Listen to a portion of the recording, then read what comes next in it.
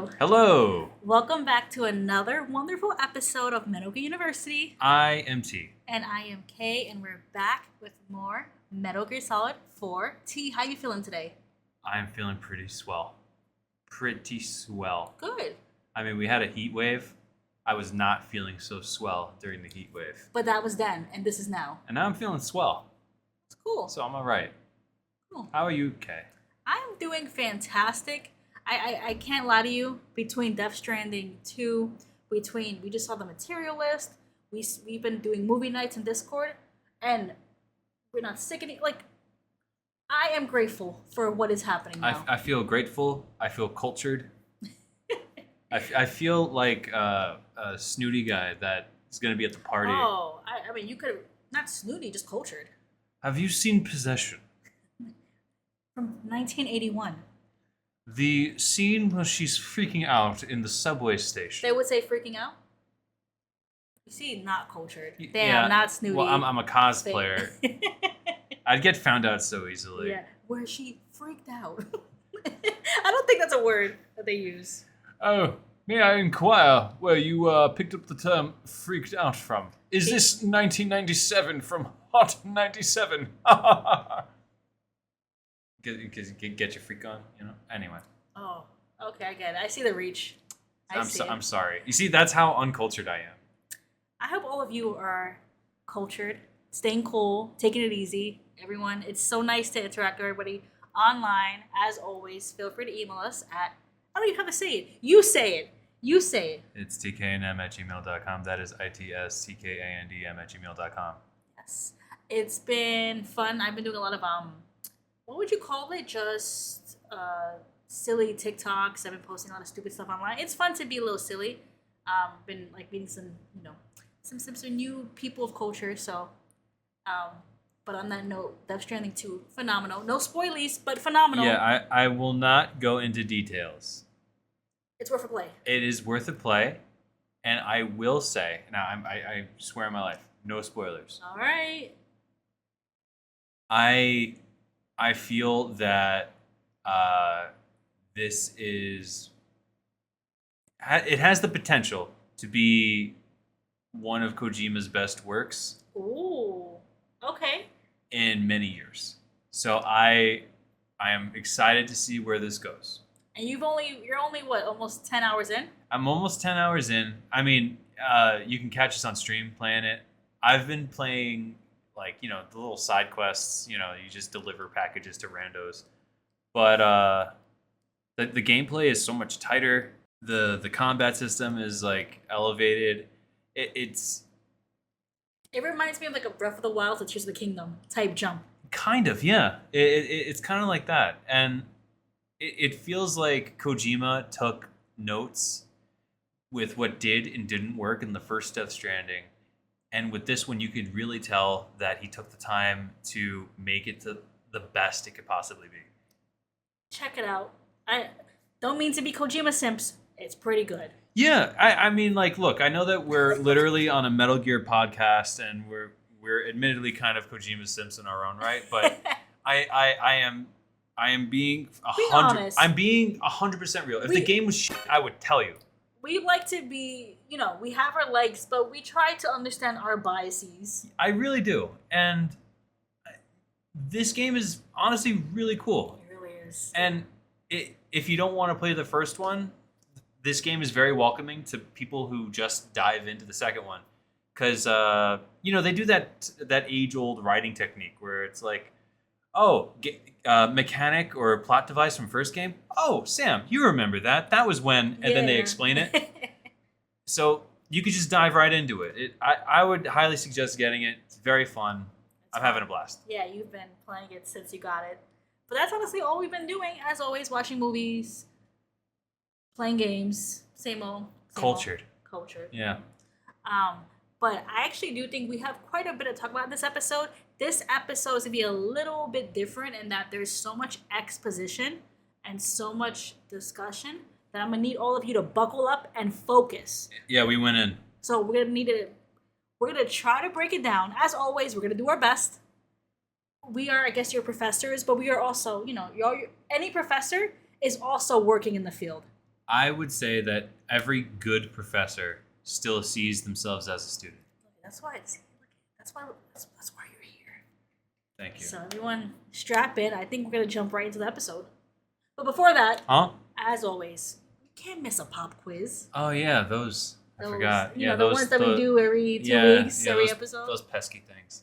All right, T, you ready? I am ready. Let's dive in. All right, Kay. Yeah. I know that this is your first time ever doing this, so I'm going to explain the rules to you. I'm going to ask you 4 questions pertaining to the last episode, and it's up to you to answer them. Now, What a novel idea. I know, I just made it up just this week, and people who are also listening can play along as well. You know, it's this brand new thing that I just thought of just now. Anyway, question number 1. Describe the philanthropy symbol. Wow. I know it's some nerd ass symbol that Otacon made up. He himself is a white man, but he's using Japanese letters as a way to represent his nonprofit. Is it the kanji or hiragana? I don't know which one. For otaku and spirit? Yes. Yes! I am a real fan. Wow. That is correct. You did get it. Let it be known I actually didn't tell her any of these ahead of time, and the answers are not written down. They're not written down. They're not. Actually, no, they're not. They're really not. We swear to God. They never were. I don't know. I don't know where we got that from. But yeah, that's totally right. Question number 2. Who was not affected when Liquid activated it? Activated what? Activated. Remember that scene? Yes, when he called into his walkie-talkie and the Yeah. soldiers bugged out. Who was not affected? Okay, he wasn't affected. Well, excluding. Okay. Yeah. Okay. Johnny Sasaki. Yeah, that is right. That is the only one. Mysteriously not affected. Not mentioned either. I think that that's very interesting. Yeah, no one brought it up. No one gives a shit. I mean, He gave a shit. I walked right into that one. I actually didn't even see that coming. Anyway, question number 3. Is that correct? Oh yeah, that was I just wanna correct. hear the I'm buzzer. sorry. I just wanna hear the buzzer. Yeah, I'll put it in twice for you. Thank you. Question number 3. What is Liquid's goal as far as we know so far? As far as we know so far, that's funny. Did I write it down? Like No, stupid? it's just I don't think it's stupid. It's just like as far as we know so far. Is it redundant? Maybe. But you know what? This game. I'm going back to school, everybody. Tom, what do you mean when you wrote that? English is my first language. Liquid wants to control SOP. So his goal is to understand how it works. Like the situation with it was that oh my god, this is so hard on the spot. With Foxdie, okay, SOP or whatever is based on Foxdie, the virus. So he wants to understand. I give up, actually. I'm not even gonna lie to you. It's a little convoluted, admittedly. Yeah. But Liquid wants to control SOP. Yes. And in order to like understand it or break it or whatever, he needs to figure out how nanomachines work because they were configured in the same way that Foxdie was configured. Oh, yeah. So the system, like the current nanomachines, were similar to how Foxdie operated, right? Yes. And Naomi was like one of the main people behind that project. So Liquid took Naomi and was like, hey, yo, you're going to help me figure out how to like hack SOP. Got it. Okay. Yeah, because it's all nanomachines. It's all nanomachines. Everything's nanomachines. So he was like, hey, Naomi, you were part of the first generation. So I need you to come in to help me break this new generation. That is correct. That is thanks. I got it. Okay. I'll give you a half one. Thank you. Okay, that makes sense. Okay, that's what we know as far as we know so far. Yes. True or false? Oh, next question. Yeah, question number 4. True or false? Sunny cooks eggs great, and Snake and Otacon eat them with smiles on their faces. That is false. Oh, that's true. God damn it. It better be true. They eat them with pride. At least Otacon does. No, he didn't even eat it. He ate it. What do you mean? Poor Sunny. Poor little Sunday. We better get a scene where someone eats her fucking eggs. She's cooking so many of them. And how old? Wait, we should know her age, Oh considering yeah. 9 years old. I think it's been 9 years since. No, it's been No. 9 years since Shadow Moses. No. Oh shit. Oh god. I think Olga said in 2 that she was like 3. So if she was 3 in 09, Oh, she was 3 already. I think I'd have to double check. You're right, because she was pregnant when she was fighting. Yeah. Or 2. She was either 2 or 3 during the big shell incident. So. And then how many years later is this? Oh god. Oh, my mind is blanking. Well, you know what? She's to be under 10. Yeah, she's under 10, I think. Wow. So yeah, damn, they have her cooking up there, and they're not even like humoring her. Wow. I mean, first time dads, I guess. Yeah, no one's perfect. And Yeah, they're trying. They're I don't trying. know. Yeah, I mean, that's half the battle. Yeah. And they also didn't really have great fathers or parents either. Oh yeah, that's true. So you can say Snake had none, since they said he was he was in foster care, but there was no like consistent parent. Yeah, And then Lord knows who took care of Otacon. but we know who took care of Otacon, but Oh, well, we'll get to know them eventually. okay, T. With that heaviness on our heart, do you want to continue and add just more to it? Yeah, All right. let's do it. As I said earlier, buckle up. This is a doozy. We will take our time with it. And as always, email us, let us know if we miss anything. On to the episode. On to the episode. So, T, Yeah, okay. in the last episode, we know that Old Snake was on his way to this undisclosed country in South America. I suspect Colombia. Yes, because the airport he was flying to, right? Yeah. We know Naomi is being held captive in some like shack or building somewhere in this random South American country. Yeah. Okay.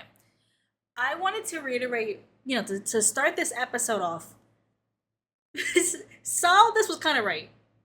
He kind of was. The Patriots are bad, and we are now seeing just how bad they are because their system has come into total fruition. AI runs everything. The war is an actual staple of life. Just like everything from corporations to private militaries to your TV shows. They're all operated in like this like hellscape that Solidus was trying to warn us of. Mm-hmm. And I'm sorry for him. He was not the perfect messenger for this. Yeah. But he was right. I got to give it to him there. He was right. Liquid also thinks that the Patriots are bad, but it's for a different reason entirely.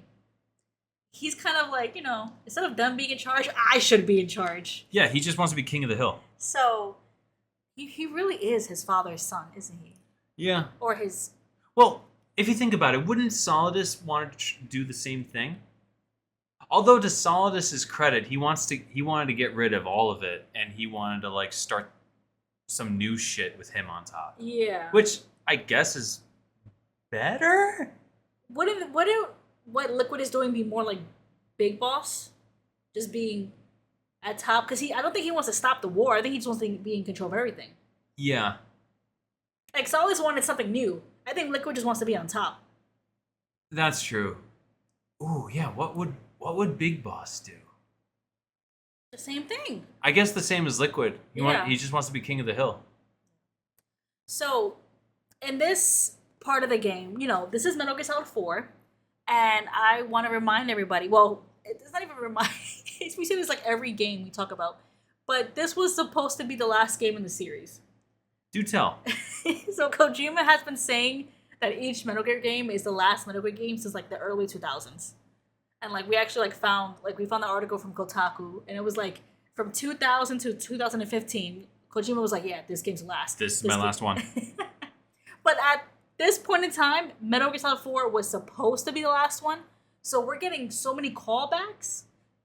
and we're also getting like a nice kind of like not introduction, but like a lot of characters are being shown again. Yeah, this is supposed to be like the victory lap. Yes, thank you. know, Last hurrah, right? Like when there's like a series finale of your favorite sitcom, they bring out all the characters. Everybody gets their little moment. They walk and everyone claps. It's supposed to be that kind of thing. I get you. I mentioned this because who do we see as soon as we arrive in undisclosed country to find Naomi? Who? Vamp. Vamp. Vamp is here. He's back, and he looks great. He looks very good. In all his PS3 glory, he looks fantastic. Still himself, still very much bisexual. I mean, we don't know that for sure, but I mean, Snake outed him. I mean, yeah, he outed him back in. So you think that's why Vamp hates Snake? I think so. Like, because okay. You think Vamp was like closeted, and then like Snake was like, yeah, he's bisexual because he's called Vamp, and Vamp was like, how dare you out me? I mean, Vamp right now is working with the PMC Stuff America. He's working with the monster feminine ladies. And so I'm like, maybe he's working with them because he's mad that Snake outed him, and so he's on their side. I'm on a mission to kill the man who outed me back in 09. Come on, maybe Snake was wrong for that. It's a vendetta. It's a vendetta. Snake. I think just Snake knew because he saw him like it was like real recognized real. He saw himself. He saw himself. That's why he knew he was bisexual. I know how to spot him. Okay, so anyway, but Vamp is here. He's here and he's working with PMCs. He's also working with what we learn in a bit to be called the BMB Corps. Mm-hmm. So that crazy looking creature with this one looks like kind of like an octopus. Yeah, it's like a shape-shifting octopus. They're called the BMB Corps. So I guess Vamp is working for Liquid as well then, right? Seems like it. He's our enemy again. Also around is Mei Ling. Otacon references her when he says that he got help mapping at the location. He got help in finding exactly where Naomi is. Mei Ling's just doing her own thing. She's a captain of a ship. Well, it was a World War II ship that's meant for training purposes, but She's a young captain. yeah, I mean, I think it was either Otacon or Colonel. They mentioned that like everybody who was a part of the Shadow Moses incident were basically put out to pasture. It was Colonel, yeah. And Mei Ling was given this, and she made the best out of a bad situation. Yeah. And Snake's like, what? Well, no one wants to live like a pariah. No one wants to be a terrorist anymore. I thought you guys had balls. What's funny is that Campbell actually is the reason Meryl is working where she is, because he had to pull strings for her as well. Yeah. So that's kind of rough, though, because he probably did that to try to get close to her, and she still hates him. I mean, can you blame her? I mean, it's talking about why she would be so mad. Another callback. Who else do we meet in this little section but Rosemary? Oh, Rose. Remember her? Oh, yeah. And come to think of it, that woman that we saw in the background of Colonel's little voice chat, that was Rose. Oh. That was the bad bitch he was parading around. Oh. But wait a minute. Wasn't she Raiden's fiance? Wasn't she engaged? I think she... Wasn't she pregnant? Wait a minute. Oh. And now she's with Colonel? This is messy.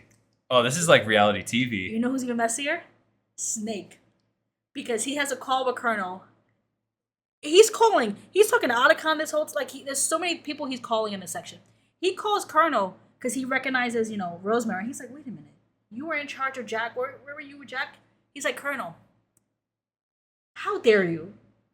Isn't that Jack's ex or fiance, whatever? And Colonel's like, yeah, Jack left and I consoled her and we just got kind of close. I'm not even lying. That's what he says. He's like, we got, I was consoling her. He's so messy. I was consoling her and things kind of, He's talking like some sort of frat dude. He's like, bro, you don't know what happened, bro. You see, her ex came out and, she was all alone, bro. And she came on to me, okay? What's even worse is that Snake Total, is total smoke show, bro. total smoke show. Snake is like, isn't she like almost close to Meryl's age? And he's like, yeah, I got kind of lucky, right? Disgusting. Disgusting. Disgusting. Disgusting. Oh my god. No, that reminded me of like just now, like when we saw The Materialist, there was like this dude who was like, yeah, I want to meet a more mature woman. I was dating women who were like 21, 22, not mature enough for me. She's like, oh, okay, so you want to meet someone who's closer to your age. I got someone who's like 35. Because you're 42. I got someone who's closer, maybe at your level. Yeah, and he was like, how about like, I was thinking 27. And we were like, dude. And he was like, even 29 is pushing it. Mind you, he's 42. That was rough. Yeah, that sucked. Anyway, but Colonel was, wait, is he married to Rose or are they dating? He's married, I think, right? I don't know if they're married or not. I think they're just together. But it's this kind of back and forth that Snake has with Rosemary and Colonel. So, when Snake talks to Rosemary first, he's like, weren't you engaged to Jack? Like, Ryden? And she was like, yeah, like I was. What happened was this man had a lot of trauma. And it actually I actually felt for her in this moment because she's like, we got together and it's not that I wanted to leave him. He disappeared. When we were together, he would go out, he would drink a lot, he got into fights. I was pregnant with our child, and he'd come home and I would be scared of him. That's scary. And she said not only was he going out and getting into fights, she said he would have flashbacks of his childhood. So, like, think about everything that happened in Metal Gear Solid 2. And he probably got to a point where he was like, I'm past that traumatic moment. I'm with my girl. I'm having a kid. Life should be good. And in that moment of peace, everything came flooding back. Because I think she said that, like, his memories that were suppressed during all those years when he was with Solidus, they were, like, flooding back to him. And I think, like, he couldn't handle all of those memories coming back. Maybe it was, like, a PTSD. I mean, obviously PTSD. Mm-hmm. But shame on Rose for getting with Campbell. But on the other hand, it's like, damn, she was in a tough spot.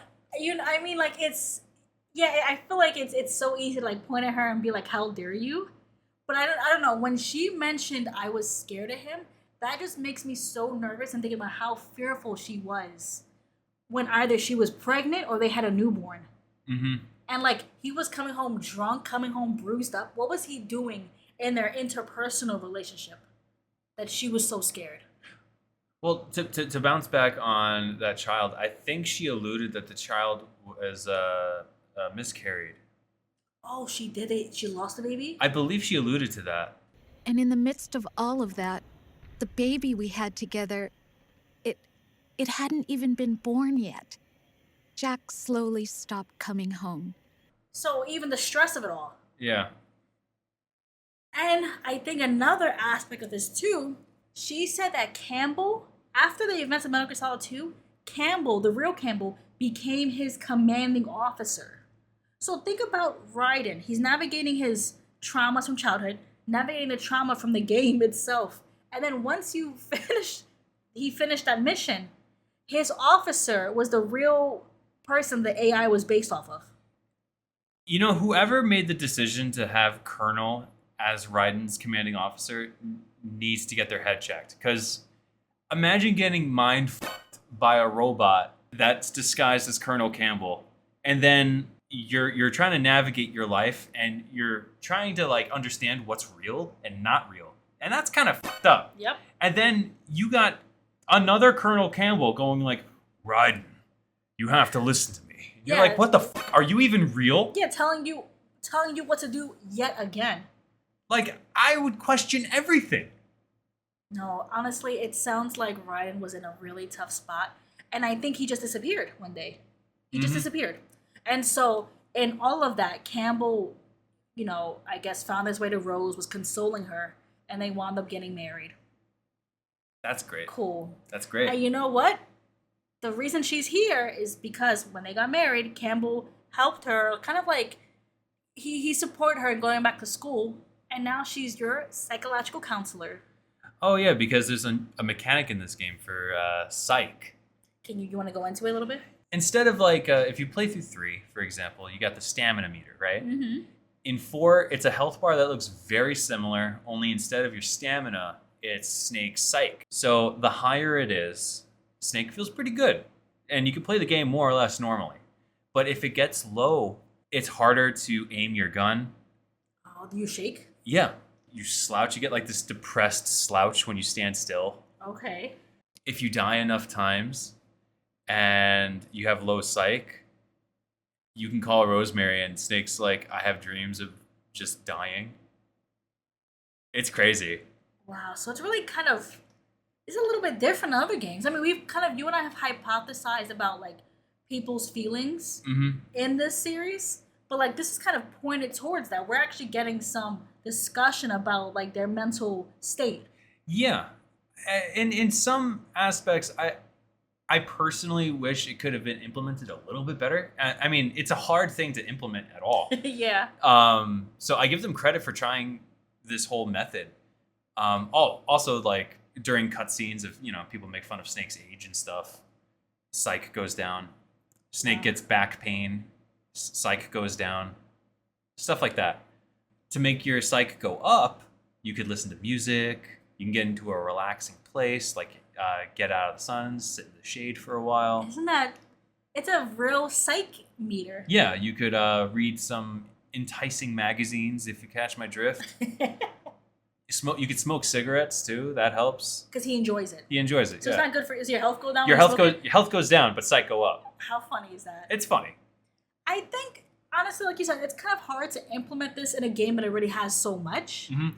I mean, with all the other things you have to keep note of, we know how detailed this series is, but this game is even more so. Yeah, it's very, very, very detailed. So to have this meter, I think, is so interesting, especially if we're talking about a game that is a really on the nose, like war is bad. Yeah. Kojima was like, I've been talking about it the past 6 games. War is bad, and we're gonna talk about it right now. Hmm. I really was fascinated by like Rosemary's position as like a psychological counselor. Of course, it's a callback to have her in the game as something, but I'm just thinking like because I'm in the field of social work, and I think about like the section of social work of people working with veterans, Hmm. and so I think about in America at least like the standard care for veterans is like mental health care and what they call what is it like transition back to civilian life. Let me guess. It's really, really good, right? Yeah. It's really, really good. For those who don't know, it's terrible in America. Get out of here. There's care that's done like conflict and post conflict is what I was reading up on. Again, I'm not well versed in veteran social work or like the care that therapists do in that field. But from what I saw is that a lot of social workers in the US, their focus is on veterans and then active duty specific care, which would relate to transition back to civilian life, deployment support, so supporting the active duty soldier and his family when it's time for them to get deployed, crisis intervention, so crisis more so of your own stuff, not if you're like in an active war zone, but like crisis intervention for someone navigating maybe PTSD or a panic attack, and then of course always support with PTSD. I'm sorry. Well, you first. I'll continue. I mean, I don't know anything about being a veteran or PTSD and from like a combat war zone, but I always remember that scene in the Hurt Locker. And I mean, speaking as someone who is not from that life, but I feel I got the message from at the end of the movie where he comes back home from Iraq and he's just like in this cereal aisle. And it's like no words, but like he's just like lost by just the abundance of cheap cereal and coming home from like this like crazy ass place to be just dropped into like this air conditioned supermarket with pop music playing. And you're like, what the fuck is this? Would that not be Raiden? That's 100% right. And then think about Rosemary's choice to be a psychological counselor. Mm-hmm. You know what I mean? It was both of them, kind of making sense of what happened. Yeah. You know? And so I think it was, to Rosemary's point, like very intentional the work she went in. And to Ryden's point, again, you throw so much after me my whole life. He was a child soldier. And now he's supposed to be a father and a husband. The fuck does that mean? I don't know. I was gonna continue, sorry, just briefly, but like I was thinking to Rosa's role specifically, she's working with Snake when he's on active duty. So think about like being a social worker, someone who's in the field. It's I see your face. It's weird. Yeah, I can't imagine. I mean, I could imagine maybe like a social worker on a base that you talk to. I can't imagine being in like an active fucking war zone and calling your therapist, going like, "Hey, I need someone to talk to right now." So I was looking up some work that's done, and what could be done from what I've seen is mediation, conflict resolution, and coping strategy work. So I think it's interesting because just from like my experience, when you think of coping strategies, I feel like a coping strategy wouldn't work when maybe you're coping in a way that's keeping you alive. So if Snake is anxious in the field or on edge, that's what's keeping him ready and able. Yeah. So if you want to cope with that, that's not going to keep you alert. Yeah, I feel like being anxious in a battlefield is probably for good reason. That's what's keeping you alive, like you said. Yeah. And that's why I feel like, and this is kind of just something that I've thought about, like in my field, like this kind of conflict versus post-conflict work, like the role of therapy and like psychological counseling for active duty soldiers, and then soldiers like Raiden, who like it's such a different way to navigate supporting those two. Yeah, because like in one realm, it's more of transitioning to a different lifestyle, and the other one is more of dealing with what's in front of you, right? Exactly, completely. So I think it was interesting just to kind of explore on that and understand that there is a role for Rosemary, both not only in like, you know, she went through that route to understand literally her life, which has happened to her, but I think too there's a role for that for people who are in this type of situation. But yeah, interesting stuff. No, very interesting. To go back to Colonel and Rosemary and Raiden real quick, we learn from the team that, one, of course, Meryl is mad at Colonel for many reasons, but also because he got with Rosemary. She's like, "You're disgusting." And Snake actually agrees. He's like, "You're no wonder Meryl thinks you're disgusting." What about you? Jack disappeared and you just moved in on Rose? I was consoling her over her loss, and one thing just led to another. She's young enough to be your daughter. Yeah, lucky me, huh? He pressed Colonel so hard. You know, respect the Snake. Yeah, messy, but I appreciate that. Yeah. He's gonna speak the truth.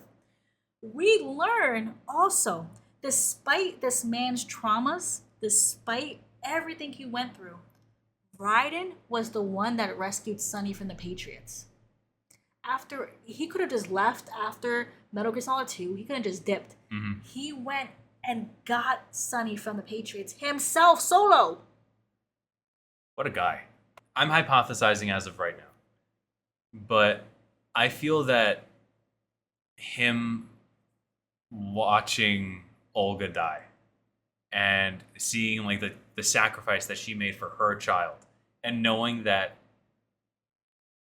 she did that because of him, because by saving Raiden, she's pseudo saving her child. And I feel like that really got to him, and he was like, I have to make this right. She risked her life. Like, you know what I mean? Like, how could I not do something? She gave her life for me, but also for her child. How could I not risk mine?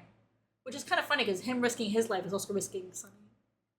I mean, maybe post game, I guess maybe, not, right? maybe post game the jig is up. Yeah. Who's to know? But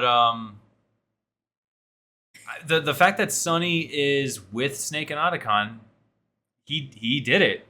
Think about that. He did it. Probably dropped Sonny off, and now he's gone. That's rough. That's rough. But just kidding. Ryan is not gone because he just calls us too. What? Everyone's here. Wow, it's like the series finale. Well, the caller says Jack is dead. Because Snake's like, that voice. Like, Oh yeah. but he's like, that voice. He's like, is this Jack? No, Jack is dead. But we know it's him. Ryan's like, I'm right beside you, Snake. I'm right beside you. I'm going to give you some intel. Where I've been? Well, I'm looking for the corpse of Big Boss. Do tell. Do tell. Raiden, what are you doing? Someone named Matka Pluku told me to find his body. Matka Pluko. What does Old Snake say? Vodka Pluko. Big Mama. Okay. Why not? When I tell you, so much is thrown at us. Yeah, and mind you, we are like wandering the jungles of like Colombia somewhere, war zone going on. We're just getting all this exposition. So it's, as always, it's giving more questions than it is answers. But now I'm intrigued because I'm happy to know that Raiden is back. He sounds the same, a little stoic, I'm a little nervous, Yeah, but he's out doing things. just a little emotional damage. A little bit. And now we have someone here who's called Big Mama. Okay, so as I said before, we're in the middle of this South American war zone. Talking to all our old friends. Talking to all our old friends. Everybody's yapping. Everybody's calling us. We're making our way. I hope we don't call anybody else. I don't know. Well, Snake is walking through. He's sneaking through, actually. Oh. Through a war zone. I know, it's Metal Gear Solid 4, sneaking through war zones. Remember there was a game intermixed between all these conversations? I know. Crazy, right? Well, in the middle of this war zone, Snake is sneaking through this power station. Now, little side tangent, you could choose to take out this power station. You could choose to not take out this power station. It helps the rebels, so it helps Snake's objective overall to sneak into where Naomi is. It's always good to side with the rebels in this game. Typically, yes. Side with the rebels. That's the message. Side with your rebellions. So, Snake, one way or another, gets past this power station, Okay. and he ends up meeting Drebin. So yet another conversation, it sounds like. Are you ready for another lore dump? Okay, what's the lowdown, T? All right. So Drebin, upon meeting Snake, offhand, I think he literally says something along the lines of like, Guess it's time for good old Drebin to let you in on a few things. all right, lore dump coming. He basically fills Snake in on who the B&B Corps are. Yeah. They're all these women who have been scarred by war, Cool.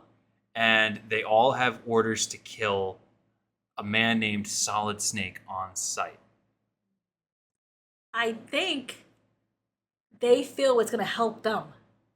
Yes. That's Drebin's theory, too. Yeah. Where, like, they think by killing Snake, who's... maybe it's by orders or by some sort of, like, I don't know, some hallucination. I don't know.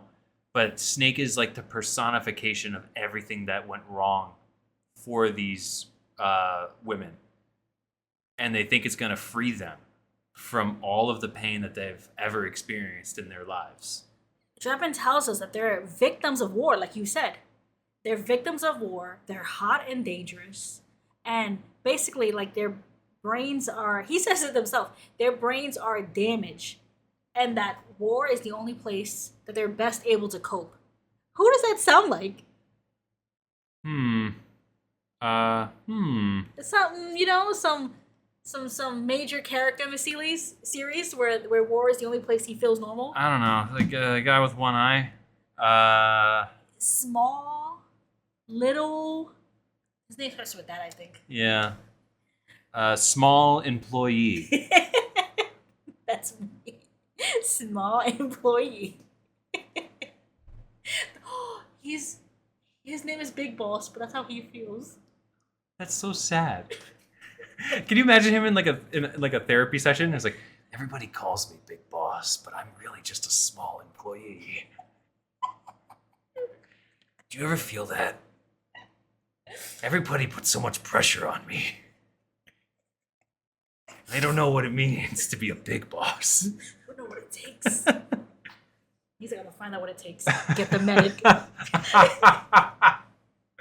Oh Okay, god. Anyway, sorry.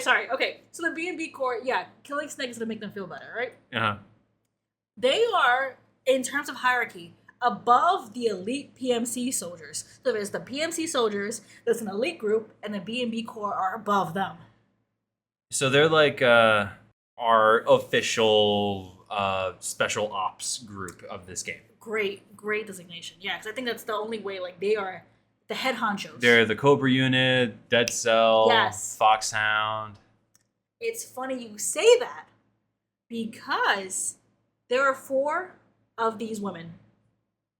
Their names are Raging Raven, Laughing Octopus, Crying Wolf, and Screaming Mantis. Interesting. Mm-hmm. So it's a type of emotion they bring into battle, and it's hearkening to a animal that was part of Foxhound in Metal Gear Solid 1. Foxhound and what did it? Oh yeah, it would be Foxhound. Yeah, interesting. Now, I feel that this is kind of like a meta discussion here, but there's an overall theme with 4 of things being repeated, and this I feel is done deliberately. It's like it's a play on past encounters that Snake has had, Okay, because it's like repeating the same story over and over and over again. I see. Okay. And because we've talked about this game and every other game in the series to know that like all of these games kind of play out the same way, and this is kind of like a play on that, where it's almost becoming repeated to a point where it's almost like a cartoonish version of itself now. Like when you have like a generative AI bullshit copy an image 100 times over, it becomes like this distorted thing. Yeah, I see. And it's to the point that they're using the same code name. Yeah. So it's like not only are we copying it, it looks similar, it actually is. It's meant to be. Yeah. See, okay. I just think that it's like a meta thing that like the further we get into this game, you keep that meta narrative in mind. You're going to see a lot of similarities, and it really plays into this theme Yeah. that Kojima, I feel, had in mind. No, I like that. I think that I agree with it. I agree. Dredman also gives us a really cool quote that I wanted to say. So he's talking about these women and how they're the cleanup crew. They're very skilled. They're out to kill Snake. And they're also just very much victims themselves of war. Dredman says, war transforms us into beast. But something deep within that shell, something human survives. A fragile, scarred heart. I just thought that was actually, to me, it humanized an otherwise just whatever boss encounter. Mm-hmm. Similar to the other games in which we met Sniper Wolf, we met Vulcan Raven. These are people who like were your bosses, but they had a backstory. Yeah, they were 3-dimensional. And you could tell that this quote got to Snake a little bit too. War transforms us. But deep within that shell, something human survives. A fragile He's scar. been at this for so long, and maybe he feels that. I would feel that like if I was in this game forever, Yeah.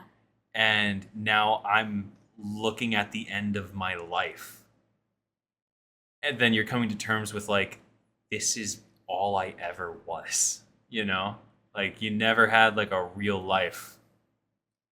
The part of the quote that he repeats, I think, is war transforms us. And I think it was so important that he didn't say it's a beast. He just said it transforms us. And it's, I don't know, to me it felt open-ended to like what we interpret that for him, Mm-hmm. or like interpret it in general. Like for the B&B Corps, they're beast. But to himself, Otacon, Naomi, like Mei Ling, like everybody, like war transformed us. Like it affected us, obviously, but in what way? Or how do we let it transform us? Mm-hmm. Something to hold on to. Interesting. To continue on with this lore dump by our boy Drebin. Man, they're really talking, huh? Yeah, Drebin, honestly, I'm grateful because in this war zone, he's a friendly face now, I would say. Yeah. Drebin ends his discussion with the statement that AI is running the world, baby. Get out of here. So it's not even just the Patriots. The Patriots have a system. Their system is one core AI that is monitored by 3 peripheral AI systems. So it's just computer upon computers. So a computer looking over another computer. Mm-hmm. Okay. Thankfully, there's checks and balances. Yeah, Obviously. checks and balances, people. So SOP is a part of that system. So it's not even the main system, but it's part of it, which is scary to think about. That there's also other systems. That is kind of wild. That because like SOP, from what we could tell in 4, is like this massive undertaking, and it's just like, oh yeah, it's under file B under this system here. Like, are you telling me that's not the main thing? That's crazy. That's scary. And the entire like Patriot system, all these AIs, Drebin says it's impossible to crack. That they're protected by what's called the IDS, which is the intrusion detection system. He says it's basically impossible to crack it from the outside. So I'm thinking like Otacon, Sunny, whoever, it's gonna be impossible for them to break in. Mm-hmm. It's too protected. Like I said, there's no breaking into those AIs from the outside. But Liquid's got something in mind. You sure there's no way?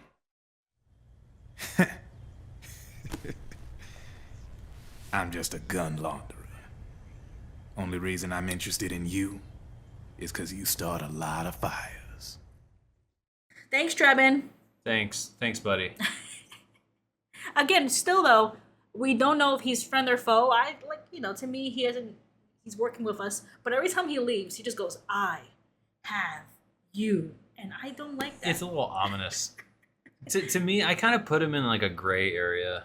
Like I don't think Drebin would like fuck him over. But I don't think he's gonna go out of his way to help Snake. You know what I mean? I mean, we'll see. Maybe it's like a mutually beneficial relationship. You get weapons. I don't know what Drebin's getting, which is scary. I mean, Drebin said that he is following Snake around. We didn't even say that, yes, because Drebin was just in where were we before? Undisclosed Middle Eastern country. And now Drebin's in South America too. Yeah. Well, and he found us. I mean, he found us because he said that whatever he injected us with allowed him to track Snake's location. So, Snake is probably regretting letting a random man inject him with a random syringe in the middle of a battlefield. I feel like at this point, Snake's just like, whatever. Like, what worse can be done to me?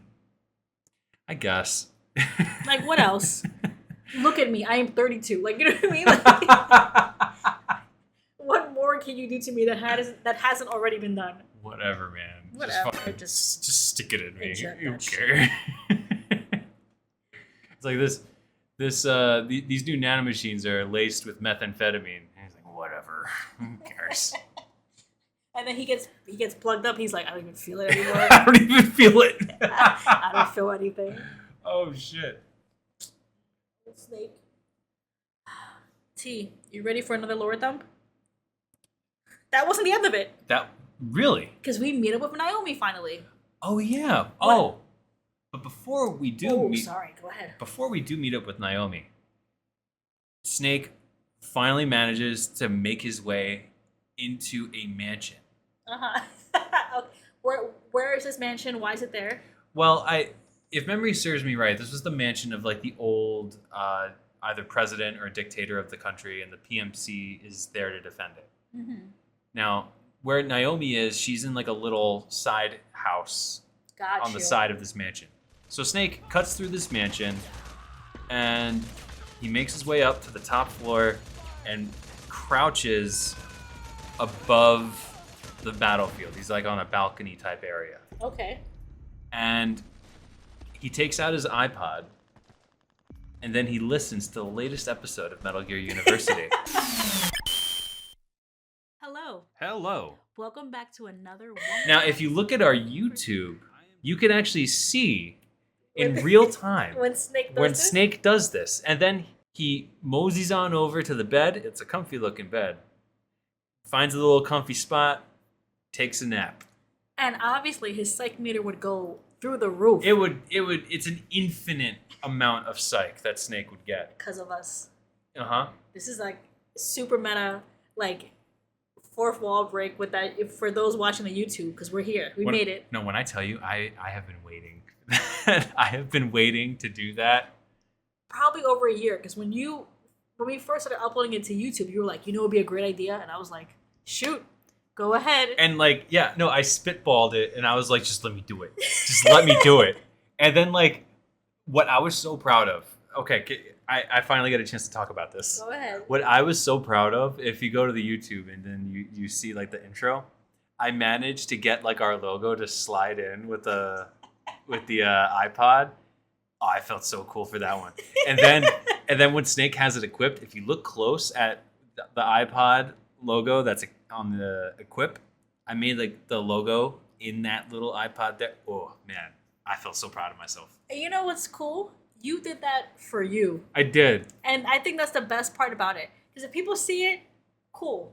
If they don't, at the end of the day, you liked it. I know it's there. That's the whole point. If you're listening, you gotta do shit for you. Don't do shit for likes. Don't do shit for a number go up. You gotta enjoy it. I agree. That is a message by Crystal, by Kay.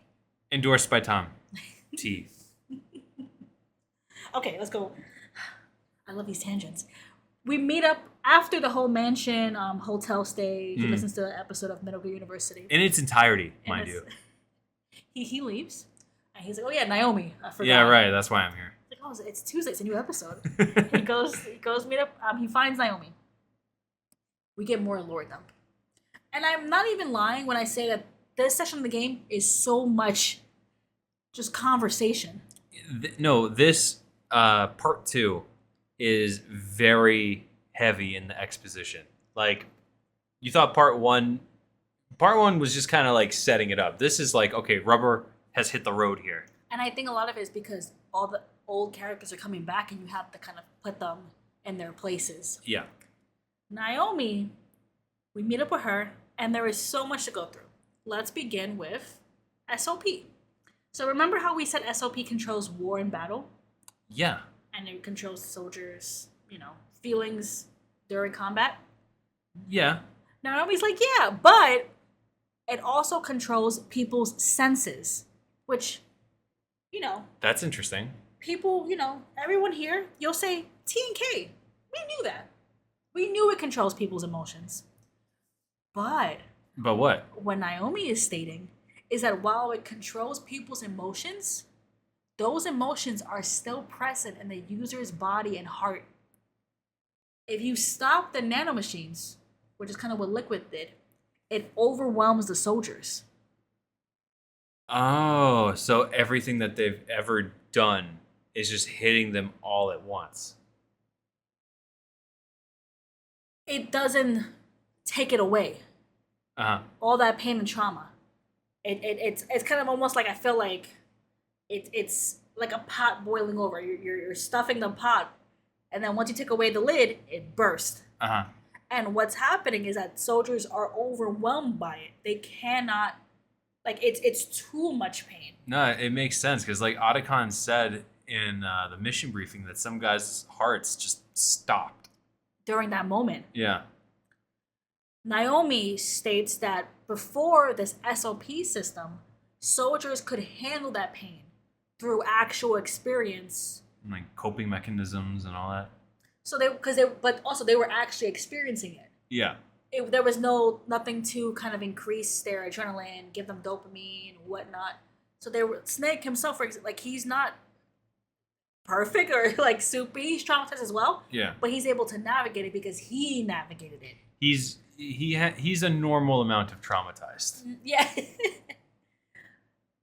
Naomi mentions Frank Yeager, who, shout out Survivor T-Type, Gray Fox. Mm-hmm. And basically, remember how he was just broken and traumatized due to everything that happened to him? Uh-huh. And he was a shell of himself? Naomi hypothesizes that that's what soldiers will become if this SOP system, if what Liquid wants is done. I see. Mm-hmm.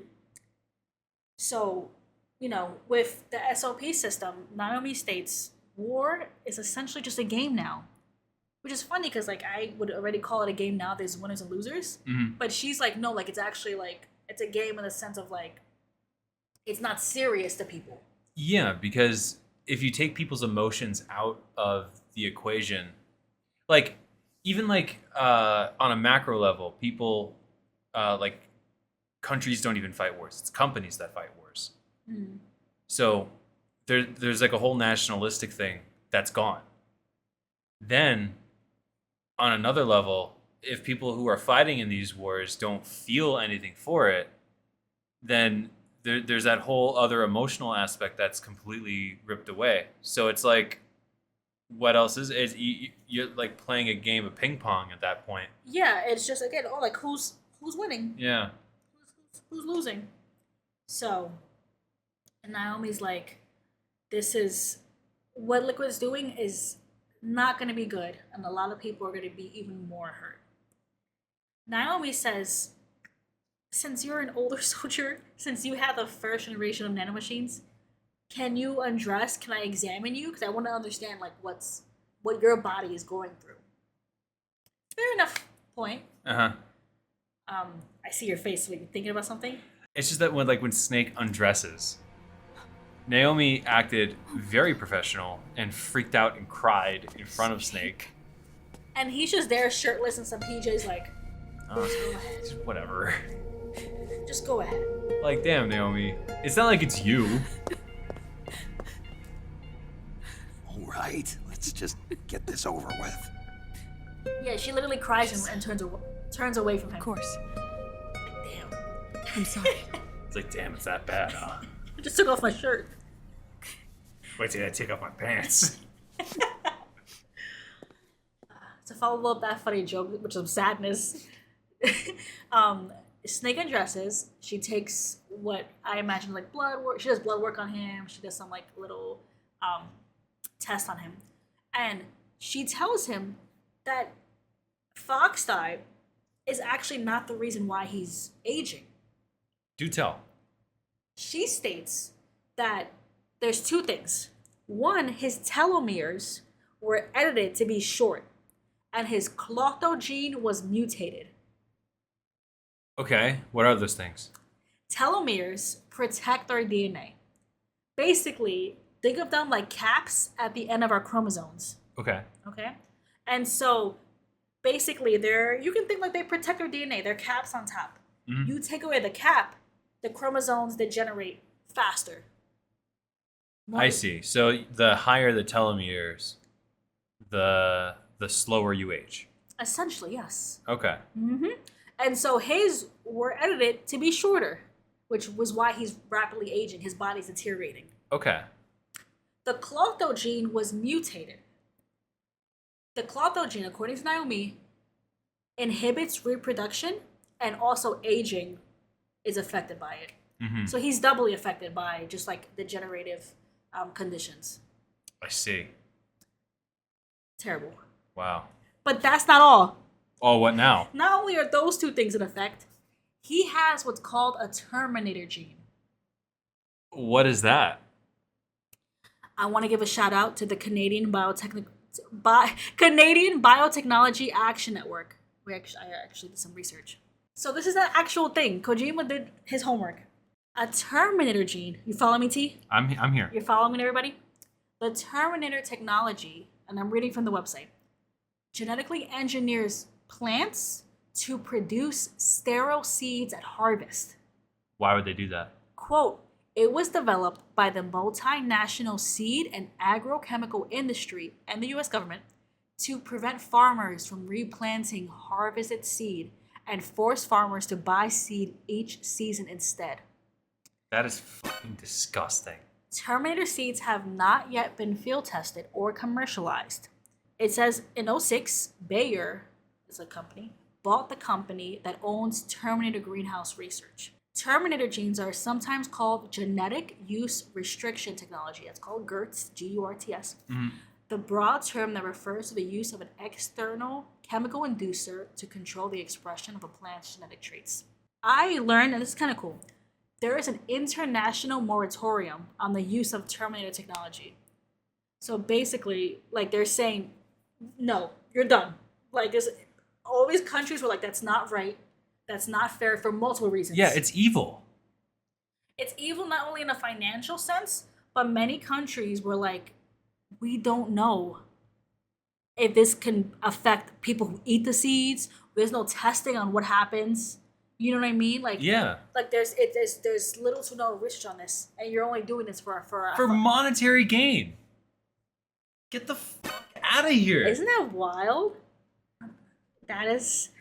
I'm glad that shit's illegal. Well, yeah, it's a moratorium, but you know how shit is. Well, from the research, I haven't seen anything, anything further than that discussion. And I did see that the Terminator genes were only done to plants. They weren't done to animals, thankfully. Oh, you know they would do it to animals dumb quick if it was a success. So it was only for plants, and it was never like something that was thrown into society. So it was done, and they were like, "Wait a minute, we don't know. This is the beginning of maybe something terrible." Mm-hmm. So for it to be jumped to Snake and his genes, allegedly that hasn't been done yet in society. Allegedly, but that was deliberate by whoever created these clones. Yeah, whoever created Snake and whoever was in charge of Gray Fox, they are an evil, sadistic person. Yeah. Yeah. When I tell you I hope they're at MGS Con, we get to give them a piece of our minds. I won't even go in. I won't even go in the room. No, I won't even go on this tangent that I want to go on to. Oh, we'll get there. Don't worry. This is a champagne cork that is itching to burst. This is the SOP is working on me right now to keep my levels down and not have me burst. But anyway, that's the Terminator genes. So again, Snake has so much going against him, and this is why he's aging. Snake essentially was born to die early.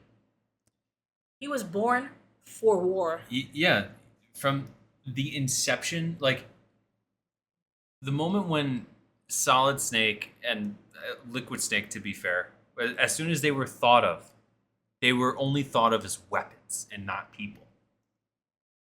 So how do you control your weapon? Well, you make their lives short. You take away their ability to reproduce. You let them they age quickly. You can use them for a good 30 years, and then once they hit that moment, you Done. kill them off quick, and you can have kids. Mm-hmm. So it starts and ends with you. You thought it ended there. Oh, what now? If that wasn't bad enough, Fox die. Remember that? Oh yeah. It's deteriorating his body. Oh no. So it's at a point where it's gonna target anyone. The receptors. They're wearing down. Meaning? This mutated version of Foxdie could activate even if the infected person's genetic pattern doesn't perfectly match the receptors. Which means the virus is becoming indiscriminate about what type of target it kills. And eventually, Naomi hypothesizes that it'll get to a point that all of humanity could become receptive to this virus. She's also worried that it might mutate and become airborne from Snake. Snake has 6 months to live. But Foxdie in him will become that mutated version, she hypothesizes, in 3 months. So Snake does not have a lot of time on Earth at this point. Snake asks one question to Naomi. He says, if I die, will the virus be gone? And she says yes.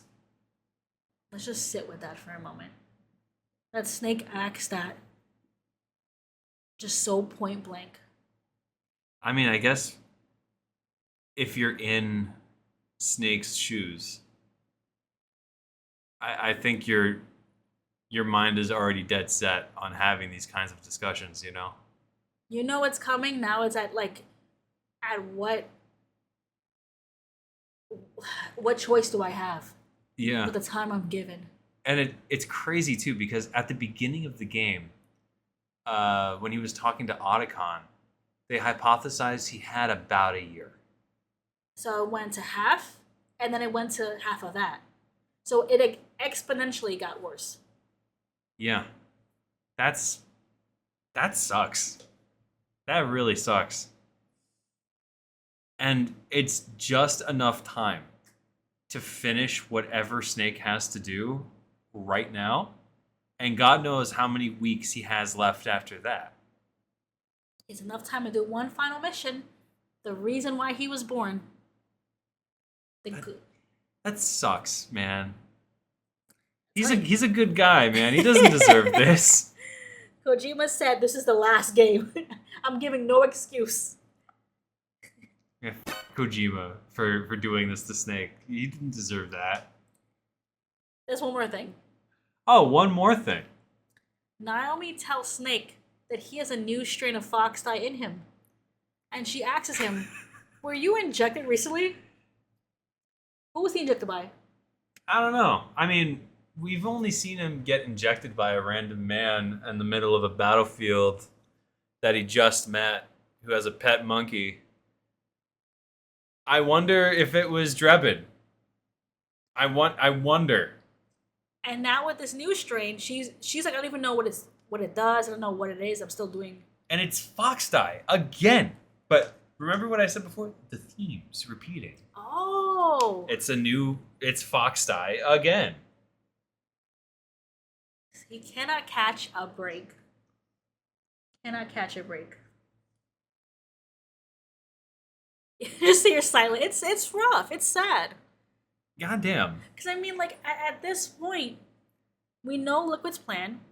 We're told that Liquid's calling it the guns of the Patriots. Essentially, hijack SOP, create a perfect army, and then fight the Patriots using their own sons as guns. Using the sons as guns, baby. And basically Naomi gives us that, and that's the end of her little discussion, because we're immediately thrust into a battle. Oh yeah, somebody just threw a flashbang into the room. And Naomi is swiftly taken away. However, if you have a sharp eye, she managed to put some sort of like a USB into like a PC, and it's like copying Snake's data. Okay, I didn't even notice that. If you have a sharp eye, I just want to put this on paper here. Okay. As she's talking to Snake, she copies like what I assume to be like the test results that she did. Mm-hmm. She takes out that USB as the soldiers are taking her away. And they take her away to God knows where. Before Snake can get to them, he's shot at by some like frog troopers. Okay. So Liquid's private forces here now. Snake has to deal with that. Cool. No time to digest or No. talk to his husband or You got 3 months left to live. Now you're in a gunfight. go. And Fantastic. We'll end there. This episode was a doozy. There's a lot of themes, there's a lot of ideas, and there's a lot of narrative that's going on in this chapter. And 4 has a lot of it, but when we were going through this game, I feel like part 2, Mm-hmm. or episode 2, Solid Sun, Yeah. has a lot of returning characters and exposition and lore dumps, and like I said it earlier, I feel like that this is when the rubber hits the road for this game. This part kind of reminds me of Raiden and Metal Gear Solid 2, in that you're so overwhelmed with information, you have no chance to digest anything. So even us talking about it here, we broke it down a little bit. I still feel like I need another hour to think about everything we just spoke about. Mm-hmm. Because we were given all these new characters. It's like, okay, cool, we have some information. What are they doing? Where are they? How do they feel? We're given all this new information about SOP, the AIs, Fox Die, new Fox Die, his own genetic code. Like, there's no time to be like, how, why, what? You know what I mean? Like, No time. There's no time, and it's by design, Mhm. both by Kojima, but then also too, for Snake, there's no time to digest it because you have a role to play. Yeah, there's something afoot here. We don't know what, but something's afoot. Yeah, even Naomi, her taking the little USB stick. Something's there. I don't know what it is. I mean, I know what it is, but we're gonna get into that later. Poor Snake, and I feel like I would love for there to be a moment where he just talks to Otacon and they kind of break things down, because I feel like Otacon is a good like voice. I mean, that's his boy, like voice of reason. Like he knows Otacon's safe. He can digest everything with him, and I don't know. I feel like Otacon will give Snake the empathy that he wants. I would imagine so. They seem like a decent duo. And then Jack is here, and then, like, what? Raiden is here. Somewhere. There's. We'll see. We're only scratching the surface of what's going on. But honestly, our little boy, our little old man Snake, he had it rough before, and the pain does not seem to end. No, not really, no. T, any lasting thoughts as we end today's episode? 4 is rough. War bad. War bad. Snake sad. A lot of similarities between Metal Gear Solid 4 and a lot of other Metal Gear games. Even Death Stranding.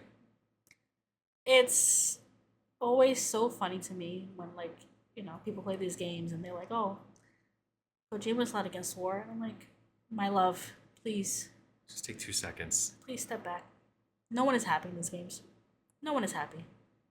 No one even gets to live a life beyond war. And they hate it. It's not like they love being here. The only people who are able to live outside of war is one child who's hidden in the sky. Intentionally shielded from the rest of the world. That her world is that. And even then, like, she helps her, Yeah, I mean, she has like access to the internet, which, not great. But I would hope that Otacon polices what she does. It's your fortune. God, no, don't go there. But this, yeah, I wish I could say it gets easier. We're just gonna learn a lot more. And also, too, as we play the game, we have to know that Snake himself has a time limit. 3 months. All right, well, I'll see you all in 2 weeks. Thanks, everybody, for listening. As always, you can check us out on Twitch, Blue Sky, other social media platforms, TK&M. T will be playing Death Stranding 2 on Twitch, so you can come hang out with us. Stop by, say hi. Mm-hmm. I'll probably say hi back. We'll see. Other than that, take it easy as always. Take care of yourselves. Do what you love. Take care of everyone else around you. And we'll see you all in 2 weeks. All right, guys. Bye. Bye.